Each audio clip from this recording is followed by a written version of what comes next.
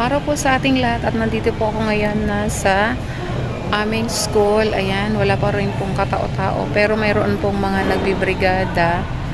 At si Ninita po ay i-enroll ko ngayon at hahanapin ko din ngayon yung section niya. Ito po yung section niya nasa bulletin board. Ito, ayan, hanapin natin at wala pa rin namang nakalagay na teacher kung sino.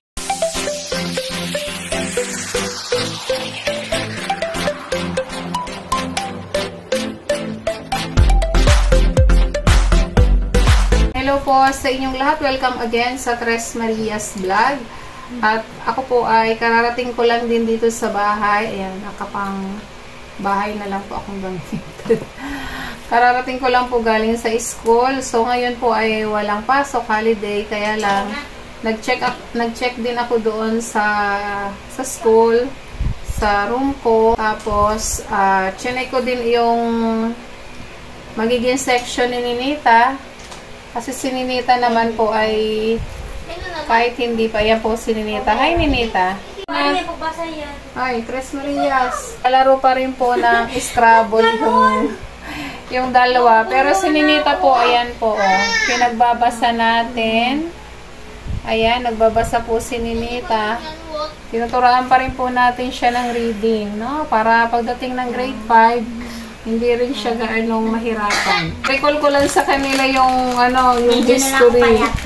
Ayan, bakit walang pasok? Ayan, August kasi ngayon. So, dalawa yung walang pasok sa August 21. August 21, ano yan? Ninoy Aquino's Day. O, yan. At sa 28, National Heroes Day. O, yan. Ikaw nga, Ninita? Ano sa Tagalog? Araw ng mga bayani. Ulit. Araw ng bayani. Mga bayani. Ayun. Ayan na po si Ninita at magbabasa na. Habang sila Maylin ay nag-i-scrabble. Okay, Ninita, are you ready? Ready na ba si Ninita? Opo. Opo, okay. Ang sounds ng A? Next, ang sounds ng M? Very good. Oh, ulitin mo. Ayan. Good. Next. Ayan. Okay, good na, Ninita. Oh, next dito naman. Ano ang sounds ng I? E. Ang sounds ng S? Okay, ano ang sound ng S? Sounds ng A? Sounds ng M? Very good. Okay, pantig. O yung dalawa magluluto ng merienda. Ano lulutuin yung merienda? Balinghoy! Kasaba. Okay, sige, bumili kasi ako ng kasaba. Parang masarap na nilaga. O sige, magluto muna kayo ha. Kaming dalawa ni Ninita muna dito. O Ninita, ulitin natin. Ano ang sounds ng I? E. Ulit? E. Okay, ano ang sounds ng S? Very good. Sounds ng A? Sounds ng M? Basa.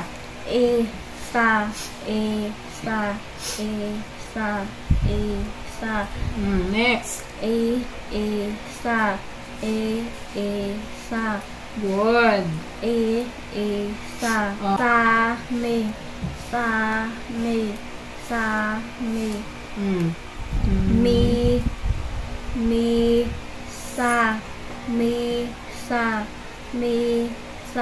Good.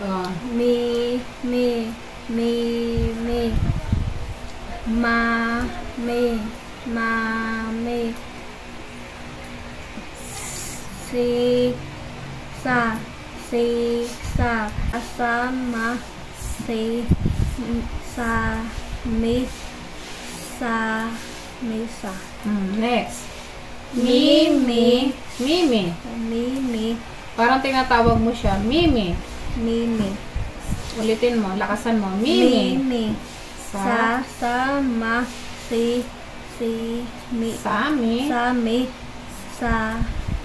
Okay. Good.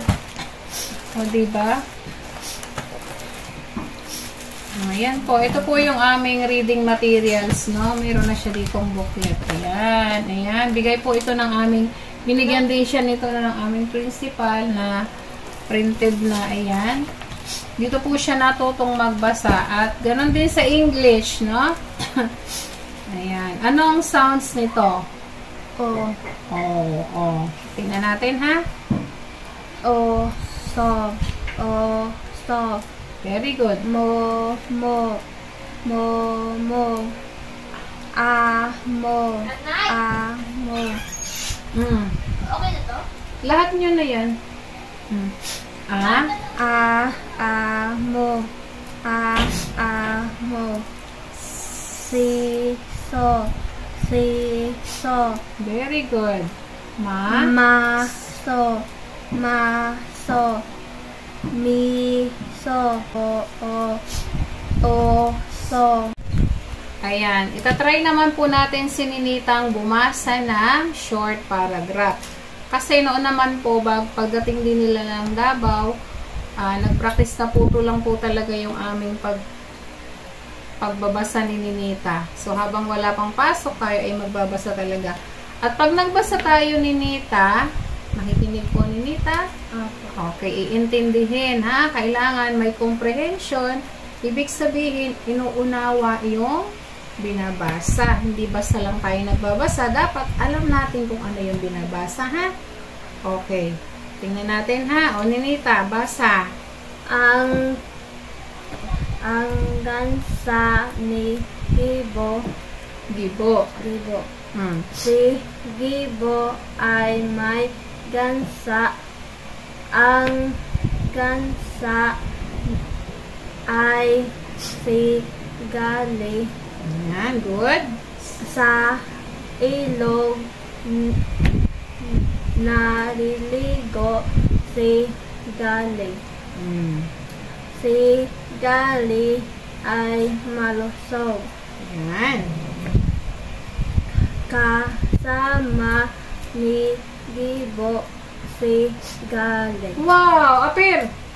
Galing. O, diba? Nakakabasa na siya ng kahit short sentence lang, na short paragraph, nababasa na po niya. Pero tingnan ko kung naintindihan mo ba yung binasa mo. Okay. Ano mayroon si Gibo? Gansa. Alam ba yung gansa? Sa inyo ano yun? Ano tawag doon sa gansa? Gansa din? Opo. Ayun. So, alam niya yung gansa. Okay. Ano ang pangalan ng gansa ni Gibo? Gali. Si Gali. Oy, very good. Naintindihan. Okay. Saan naliligo si Gali? Sa ilog. Sa ilog. Payat ba si Gali? Malusog. Malusog. Ulitin ko. Sino ang kasama ni Gali paliligo? Si Gibo. Wow, yehe! Very good si Ninita. O, isa pang basa. Ibig sabihin, unawaan na niya, no? Sa Tagalog, marunong na talaga siyang mag-Tagalog. Naintindihan na, ano? Very good, Ninita. Ituloy-tuloy, ha? Ninita, ha? Galing. Okay, next. O, isang na lang, ha? Isang basa pa, ha? Okay, pababasahin naman natin si Net ng English. Okay, Net. Sige nga, try ka English kung di nakalimutan. O. But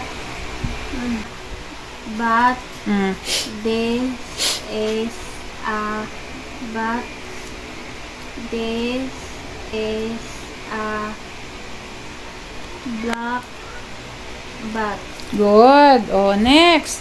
Pan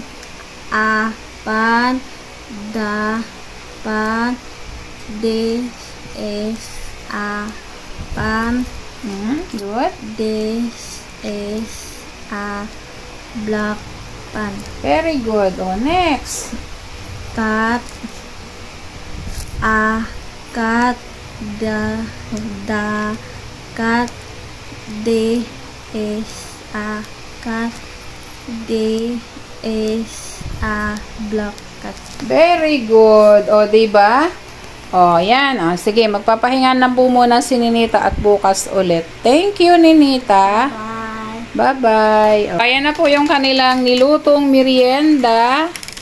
Ang sarap. Okay, kain po. Oy, mag-aya naman kayo. Kain po tayo.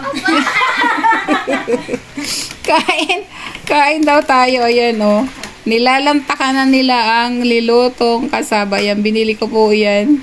O, diba? Ang galing na nilang magluto. O, mapapakinabangan na talaga tong mga to.